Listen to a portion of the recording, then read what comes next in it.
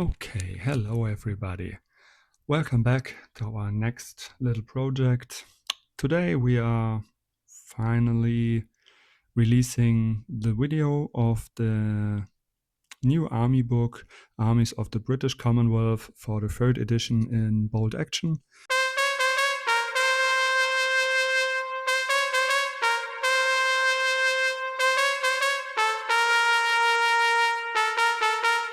Warlord Games sent me this copy, I think 1 month ago, so I can read it and make a little review video about it. And today is the release day for all content creators, so I'm glad that I got a possibility, the option to do so.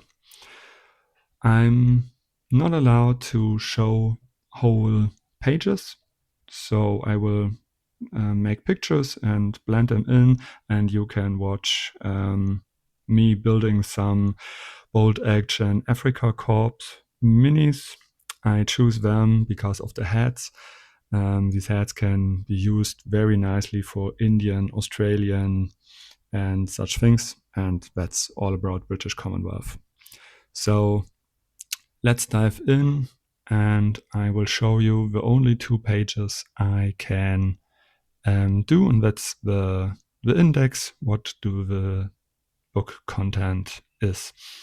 So we got several nations, and each section is built in the same way. We got our army forces of the country, then we got some unique units, we got special selection guides, and then, of course, some nice pictures and so on.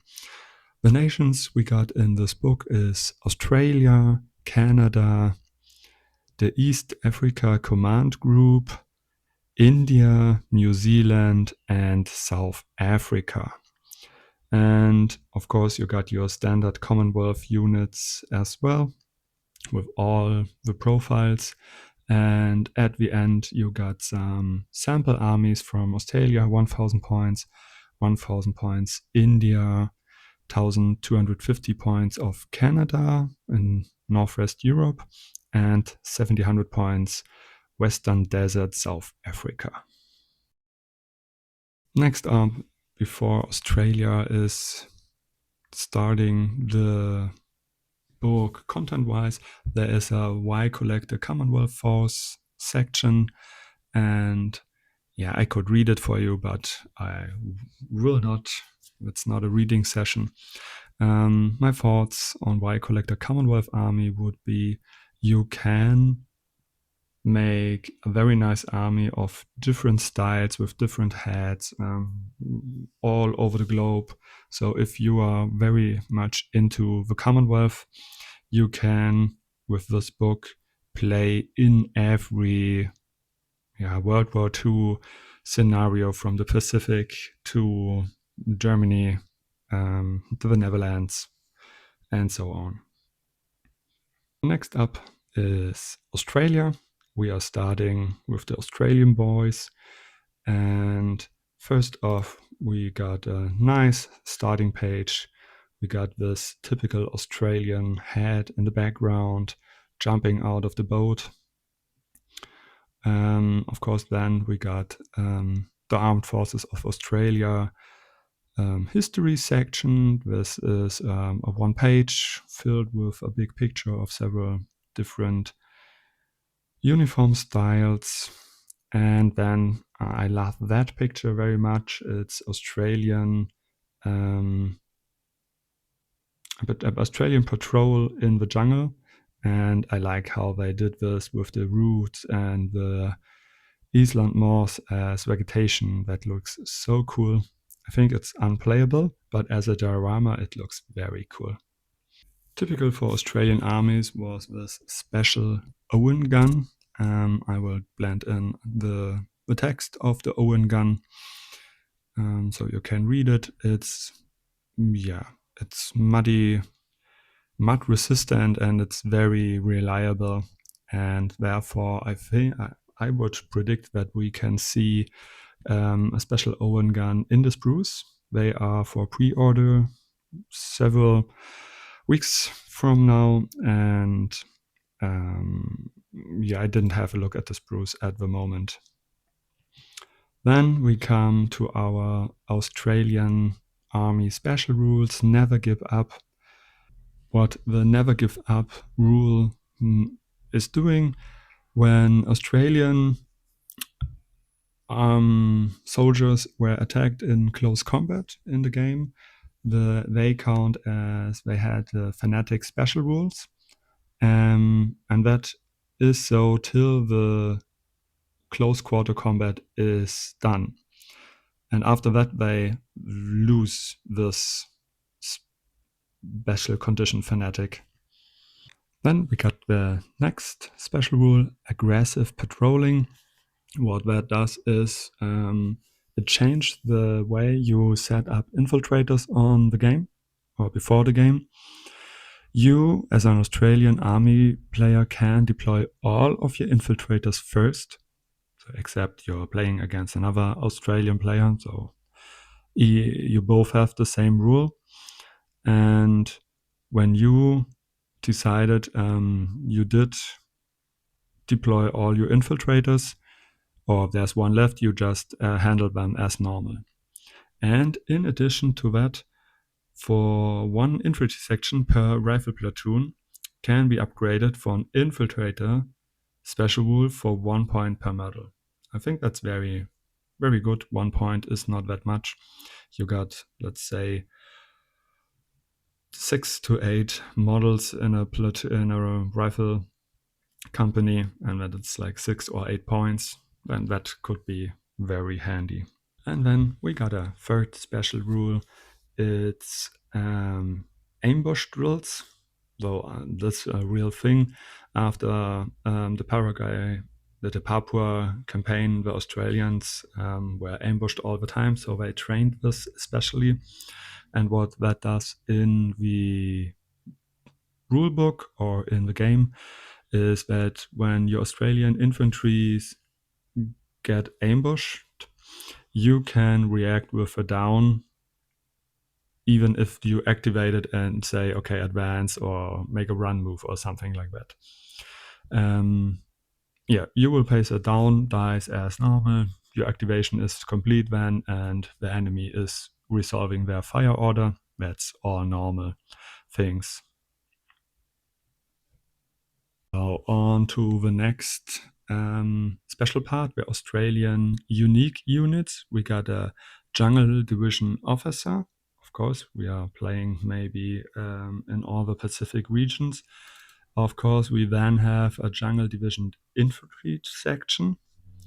I will play blend in some pictures of the short form. So you got for 50 points regular, 1 NCO and 4 men, rifles, and then you got some options to equip them differently.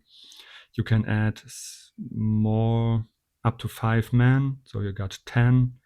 And they also, to all the other special rules, had the rule jungle fighters, if chosen. If not, they don't.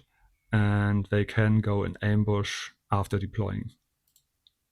After that, you will guess it, we got jungle light artillery. It counts as a howitzer. It could have a spotter for 10 points. I think that's all normal. What's different is that the artillery has the special rule field crafted. Then we got a special tank. I think that's very nice too.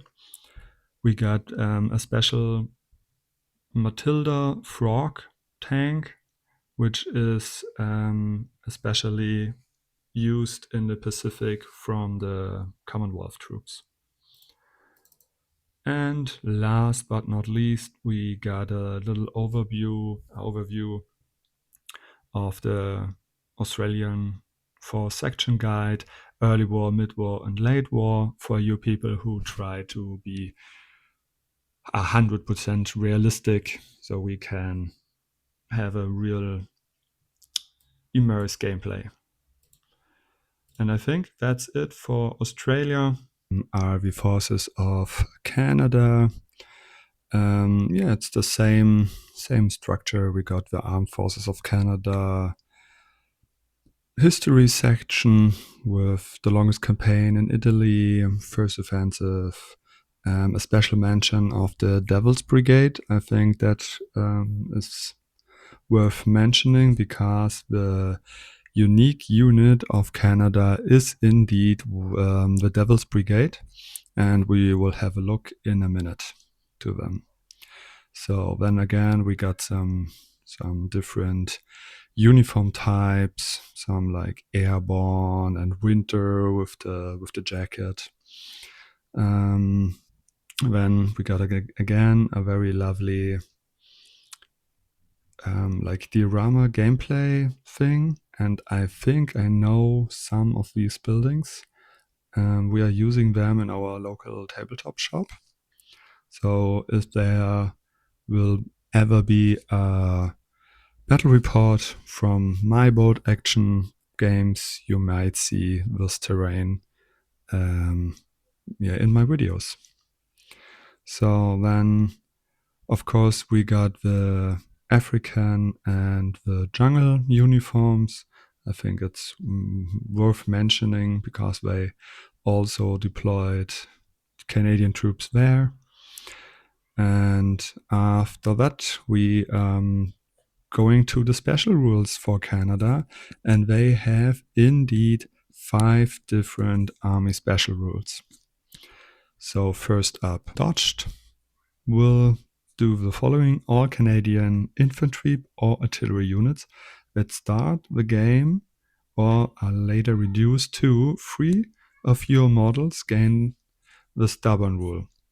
If they already have the stubborn rule, so there are Canadian airborne, as you can see later, they had already the stubborn special rule, and instead they gain the fanatic special rule. Then the next is highly motivated. If any Canadian unit is within of 12 inch of an enemy model, they may subtract 1 from the result of any order test.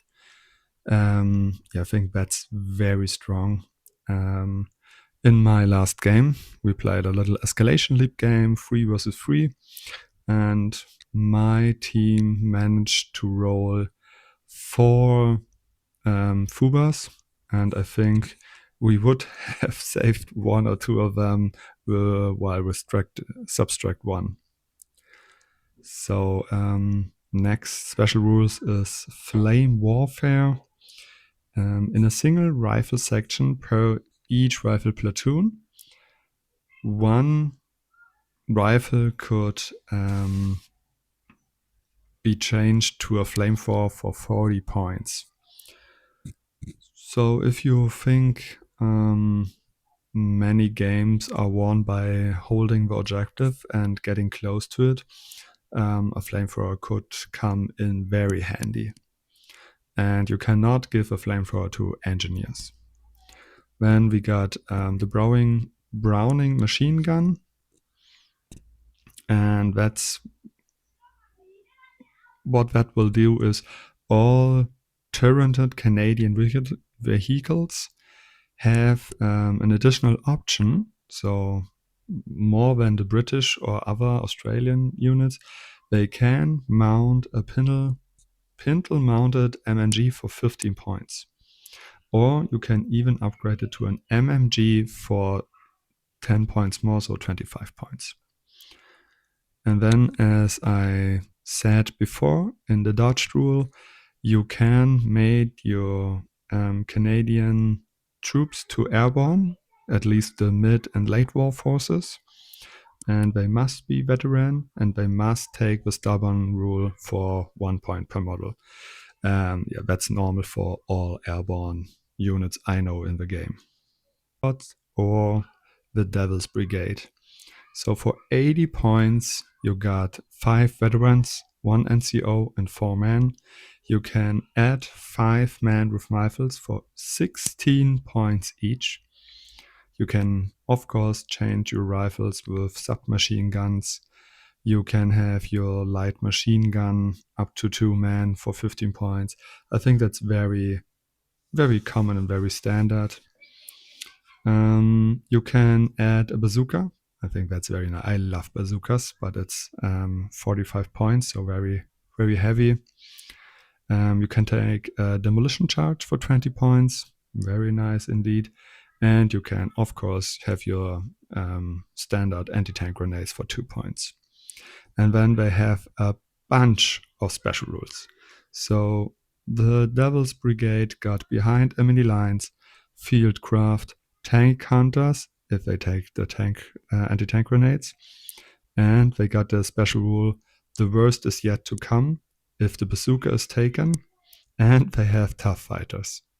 So they are like a Switzer knife for everything.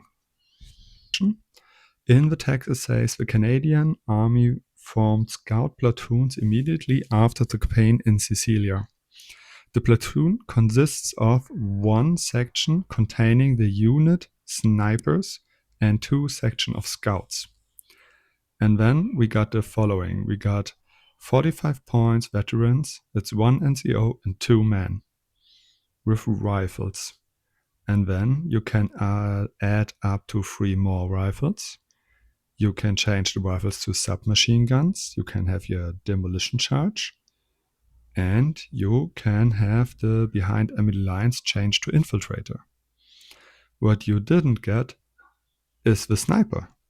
And that's, I think that would be a huge selling point if you can set up one of these units as mentioned in the text with some rifleman and one actually real sniper.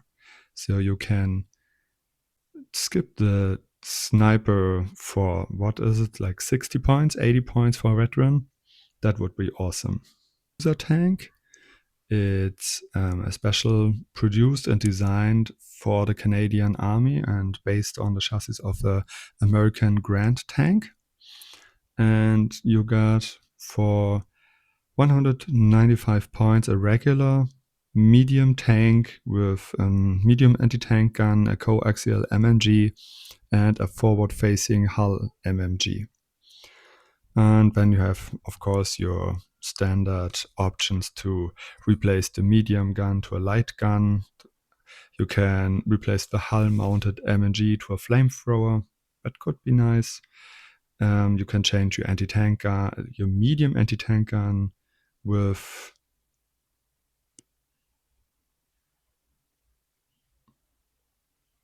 a bigger medium anti-tank gun.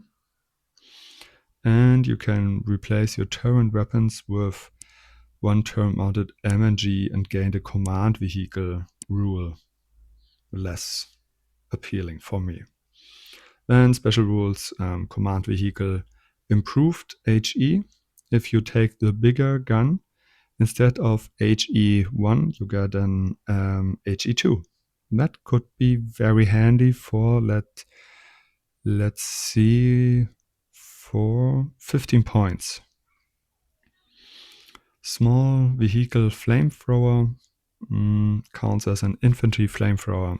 As I said, could be useful, but normally tanks are second row. Don't know. If you get charged by an anti-tank grenade team, could be cool. Army of East Africa. So the East Africa Command is up next. East Africa Command. So I looked at the time and our video footage in the background, and I have to speed up a notch. So we will skip to the good parts. We skip the history again. I will show you some of the nice pictures. And then we will start with the first army special rule. The first one is called Pangas or Pangas. I don't know, sorry. And the Pangas is some kind of machete, sword weapon, and all East Africa Command infantry and artillery units are counted as they have close quarter weaponry and therefore are tough fighters. I think that's very nice. So I think I thought every infantry model has a little machete on their belt. That would be look very nice. So the next thing is local area control. It redefines how you can deploy and outflank your infantry models. I'm not sure about the main rule from the rulebook, from the core rulebook, so I will leave that up to you. It's on the screen. You can read it, and then maybe someone write me in the comments if that is a good thing, if it's OP or it's just nice to have. Next up is the scout rule. So you can add a single rifle platoon as a scout platoon, and therefore your mandatory units with 5 or fewer models can have the infiltrator special rule for 1 point, or all the other units you may take for 2 points. Okay, Nigerian shins is the third special rule. You can have I know people who are waiting for them. The shins are shindits, feared close quarter charge units. They are veteran. They can have a bunch of special rules like behind enemy mines, deep jungle, fieldcraft, and very nice superior ambush tactics. I think I would take this if you take the right equipment with them. And that's the reason we are talking about the Nigerian Shindid section right now. They are veterans for 80 points. You got five men in the squad, and you can add 5 more of them for 16 points each. You can have your submachine guns, of course, and your light machine gun, and then all your special rules. The next one I think is very nice and could be useful in some scenarios. It's the Bran gun section. The Bran gun is normally a light machine gun for the British or the Commonwealth units. And what you get is for 80 points regular. You got then 1 NCAO and 4 men. Or the 4 men are automatically divided in 2 loaders and 2 LMGs. You can have an anti-aircraft mount for both for 10 points, and then you got your anti-air flag special rule. Could be nice, dual purpose, if you know your opponent has an air observer. Maybe just take these instead of something else, and could be coming in handy. Yes, and then we have got our command force selection guide with all the units, all the tanks, the TOWs, the artillery stations, armored cars, and so on. And then we are going to India next. From India, we have the same as in the other sections. I don't have to repeat everything. We got our history, very nice to read. If you planning on buying the book, make sure you read this. It's actually very nice written. And we got our nice little uniforms. I show you the picture because I think they look very different, from snowy patrol guy with the goggles to drill instructor with his machete, and then of course the Indish hat with the panzer rifle. Yes, let me scroll down. Very much history here. I like it. So, army list. We got 4 special rules. The first one is superior endurance. If an Indian infantry unit fails a morale check, re-roll it and apply the second result. Could be very, very nice. But why wouldn't you re-roll it if you pass? So if you don't pass, you re-roll it, and if you didn't pass a second time, what if?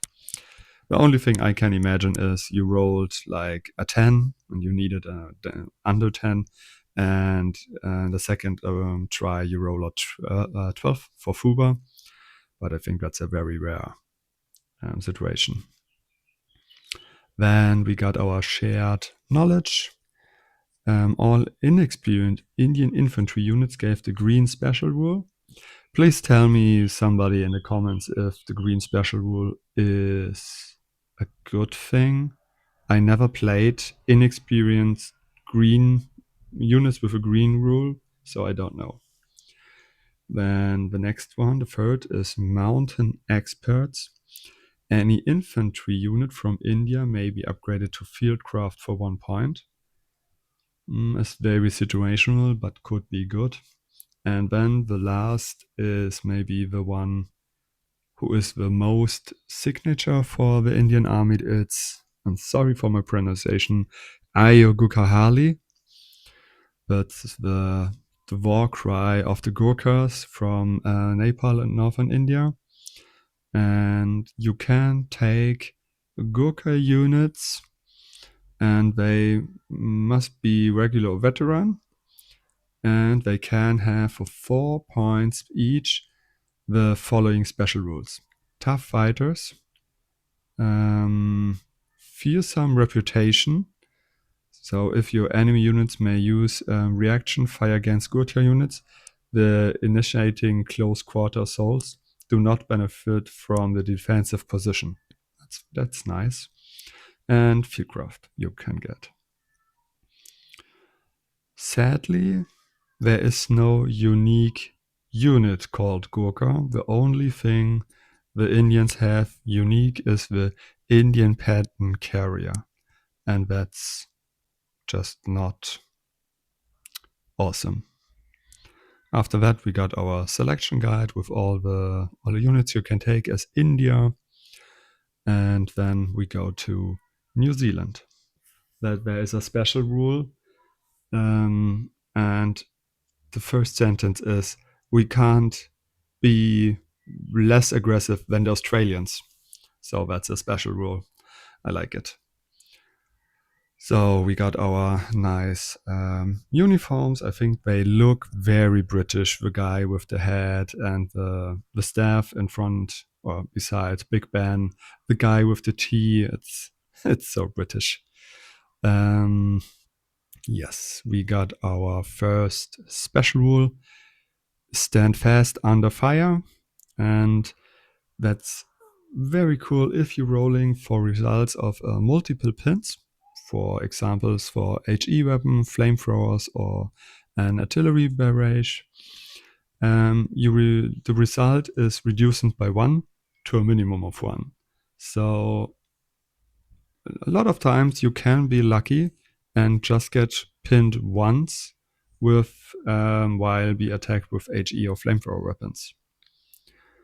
Then the mentioned aggressive patrolling, you have the infiltrator special rule for 1 point for single rifle platoons, because you can deploy more forward because you're patrolling aggressively. And then you got the natives from New Zealand, the Maori. And the Maori can get a special rule. They are tough fighters, and they have a rule, Kamate Kaora. When fighting in close quarters, all Maori models are fanatic. Even the last one. Very, very cool. And then we have 2 unique units. The first is the New Zealand Independent Command Company. Again, New Zealand Independent Company Command Subsection. Very catchy name. Only 1 NCO and 3 men with rifles, but you can add up to 8 other men, but for 17 points each. And they have a whole of different special rules: behind enemy lines, fieldcraft, independent, so you don't have the morale when you lose your NCO. They have tough fighters, and they could have tank hunters. And then New Zealand army get a special tank, a Bob sample tank. Never heard of that. You only can have it in experience for 40 points. It had one LMG on a turret, two Hull LMGs, one Hull mounted left-facing LMG, a right-facing LMG, and a Hull mount rear-facing LMG. That looks very orky. Sorry, I'm in Warhammer. And how many LMGs are there? 1, 2, 3, 4, 5, 6. 6 LMGs. That's crazy. Yeah. And that's all I can tell you about the New Zealand army.